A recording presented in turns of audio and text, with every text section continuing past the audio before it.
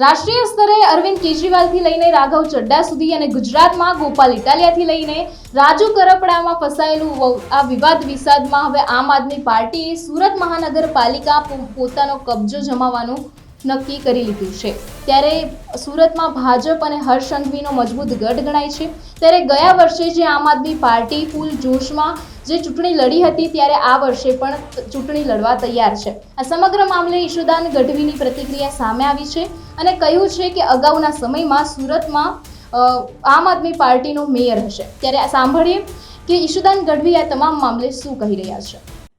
આમ આદમી પાર્ટી જ્યારે ઉમેદવારોને જાહેર કરવા માંડી છે ત્યારે ખૂબ લોકોનો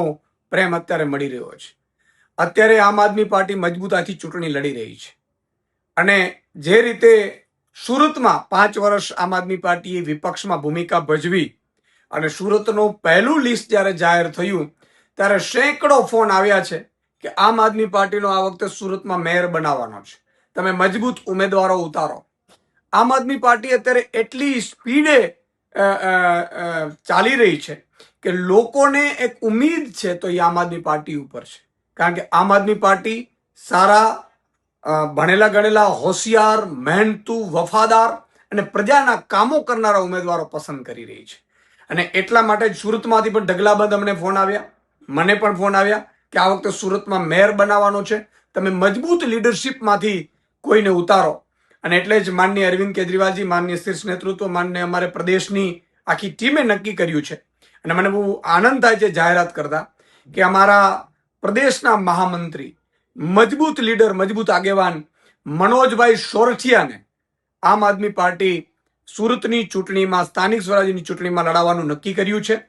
આજે સુરતની જનતા પણ ઈચ્છી રહી હતી,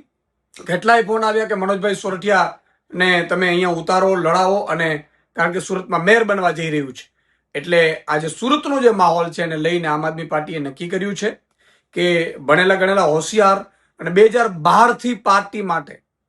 તમામ પ્રકારની મુશ્કેલીઓમાંથી પણ પાર્ટીને ઊભી રાખનાર એવા મજબૂત લીડર, સંગઠનના માહિર અને લોકોના હિતની વાત કરનારા મનોજભાઈ સોરઠિયાને આજે અમે ઉમેદવાર તરીકે જાહેર કરતા મને બહુ આનંદ લાગણી અનુભવું છું અને હું મનોજભાઈને અભિનંદન આપું છું કે સુરતની જનતા તમારો ઇંતજાર કરે છે અને જલ્દી ચૂંટાઈ અને સુરતમાં સારું સુશાસન આપો, કારણ કે વિપક્ષ તરીકે 5 વર્ષમાં પણ આમ આદમી પાર્ટીએ ખૂબ કામ સારા કર્યા છે। ત્યારે હવે મેયર પદ જ્યારે લોકો સુરતના આપશે તો એમાં પણ સુરતને સુંદર બનાવવા માટેની આ ટીમ મજબૂતાઈથી કામ કરશે એવી મને આશા છે। મનોજભાઈને ફરીથી હું શુભકામના પાઠવું છું।